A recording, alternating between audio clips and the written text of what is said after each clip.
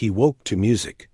Sunlight filtered through the Venetian blinds in the living room, casting striped shadows across the polished marble floor. Miles Kensington, the tech billionaire worth billions, spurned by tabloids for his ruthless business. Tactics sat rigid in his sleek leather armchair, earbuds in place. His latest software launch had gone live at midnight, and he was drinking green tea in preparation for his day. He removed an earbud, annoyed by the sudden thump of bass. It wasn't coming from his phone. It was coming from his daughter's room. His daughter, Lily Kensington, was 17 and had been paralyzed from the waist down for nearly 2 years. She'd been infected by a rare virus that attacked her spinal cord. He rarely visited her. He was often traveling, often closing deals. But this morning, something tugged at him. He rose and walked down the corridor, the rhythmic beat pulling him forward. At the doorway, he paused. The door was ajar. Inside, his live-in driver, Carter Jones, a tall black man in his early 30s, with an easy smile and kind eyes, was helping Lily into position. She sat in her wheelchair, dressed in pastel pajamas. Carter's shirt sleeves rolled up. Tie loosened held his phone aloft, playing a catchy pop song. "Come on, princess," he said gently, guiding her shoulders. "Just follow the beat." Lily's eyes glowed. She pressed her hands to her chest. Then, almost imperceptibly, her shoulders began to sway. Carter matched his movements to hers, encouraging her with an enthusiastic grin. Miles watched, stunned. Carter and Lily's small dance, her tiny sway, his careful mirroring, wasn't life, changing on its own. But the smile on Lily's face was the first genuine, unguarded smile he had seen in months. Lily laughed, a bright, musical sound. Carter laughed with her. Miles cleared his throat. Carter jumped, spinning to face him. "Sir," Carter said, straightening. How long?" Miles demanded. Carter looked to Lily. She nodded. "A few minutes," Carter said. Miles stepped inside. "Why didn't you call me?" Carter swallowed. "You seemed busy, sir." "I knew she'd like it better without someone hovering." Miles frowned, then looked at Lily. Her cheeks were flushed. She was radiant. For a moment, he forgot his temper. He crossed to them. "How do you feel?" Lily beamed. "I feel like I'm dancing." "But I can't," she said softly. "Not really, but this. It feels like I am." Miles's chest tightened. He'd focused on hardware and software, on profit margins and patents. He'd invested millions in his daughter's rehabilitation specialist chairs, experimental treatments, physical therapists. But her eyes were still the same, dark, distant, locked inside herself. He knelt. "Show me." She hesitated, then nodded. Carter played the song again. Miles set aside his suit jacket, rolled up his sleeves. Lily placed her hands on his. He guided her shoulders. At first there was stiffness, but then, beneath his touch, she relaxed. He mirrored Carter's movements, and the room filled with gentle laughter. Miles felt something shift. He felt Lily's joy. He felt her strength. And he realized how little he truly knew her since the accident. They danced for 10 minutes. Lily's laughter echoed. Her wheelchair wheels turned in time. Carter watched, tears in his eyes. When the song ended, he pressed stop. Lily panted, exhilarated.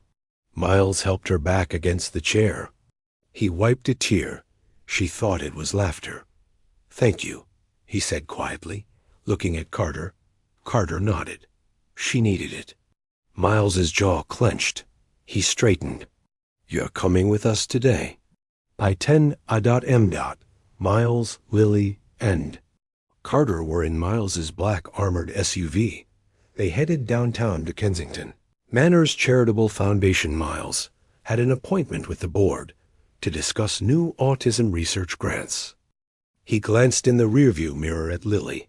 She clutched a small speaker. Can we play music there? She asked.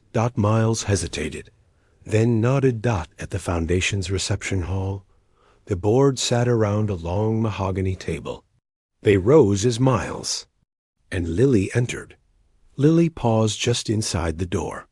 The board members, oblivious to her, were whispering about grant proposals. She felt a wave of self-consciousness, her wheelchair, her limp hair, the phantom pain in her legs. Miles noticed her pause. He placed a hand on the wheelchair's handle. "This is Lily," he said, "my daughter." The board members stammered apologies. Mr. Alvarez, the chairman, gestured to a vacant seat. "We're honored," he said. Lily wheeled to the seat. She placed the speaker on the table. Carter stood behind her. Miles took his seat. "We have new proposals." He launched into a slide deck, but his mind drifted to Lily's speaker. She hit play quietly. A gentle melody drifted through the room. She tapped her fingers on the table in time with the music. Board members glanced at each other, surprised. But none moved to stop her. As Miles spoke about funding, Lily's melody rose. Mr. Alvarez paused, closing his laptop. "What is this?" he asked. Lily looked up. "Just something I like." Board members leaned back. The melody swelled. Lily closed her eyes, smiling. Carter moved to the door, where two assistants hovered. He nodded. They left. No one interrupted the music. 20 minutes later, the meeting ended. Board members filed out. Chattering. Alvarez approached Miles. "That was unexpected." Miles nodded. "My daughter." He looked to Lily. "Thank you." Lily smiled. Carter escorted her out. Outside the building, a reporter rushed forward. "Mr. Kensington, can you comment on the performance?" Miles frowned. "It was my daughter's choice." The reporter pressed on, but Miles ushered Lily into the SUV. That evening, at Kensington Manor, Miles sat alone in his study. He stared at a framed photo. Lily before the accident, arms around his neck, laughing. He felt hollow. The front door opened. Lily rolled in, followed by Carter, carrying a pizza box. "Pizza?" Lily asked. Miles stood. "Thank you." They ate in the kitchen. Lily recounted the day's meeting. Carter listened, amused. Miles watched them. A thought crystallized. He had the means to change his daughter's life, but he had withheld laughter, withheld joy, withheld normalcy in pursuit of cures. After dinner, he spoke. "Lily, tomorrow I want us to spend the whole day together. No meetings, no calls, just us." She looked surprised. Carter smiled. Miles turned to Carter. "You'll join us." Carter nodded. Over the next month, Miles rearranged his schedule. Mornings became dance sessions with Lily Carter, teaching them new steps. Afternoon drives to the park. Evenings learning art and music. Gradually, Lily's therapists reported improvements. Slight muscle twitches, increased circulation in her legs. Miles poured funding into a community dance program for disabled youth. He watched Lily's confidence bloom. One morning, Lily said, "Dad, I want to perform." Miles swallowed. "Where?" "At the dance studio I joined," she said, "with Carter and you." He hesitated. The world knew him as a tough executive, not a dance partner. But Lily's eyes held determination, and Carter's face radiated hope. On performance day, the dance studio's stage was lit. An audience of families, therapists, and curious citizens filled the seats. A banner read, "Dancing Beyond Limits." Backstage, Lily in a sequin top gripped her wheelchairs. Arms. Carter adjusted the speaker. Miles' suit jacket off, sleeves rolled, stood beside her. Lily reached up, taking Miles's hand. "Ready?" He nodded. The lights dimmed. A single spotlight hit Lily. The music began. Step by step, Miles guided her. She spun in her chair.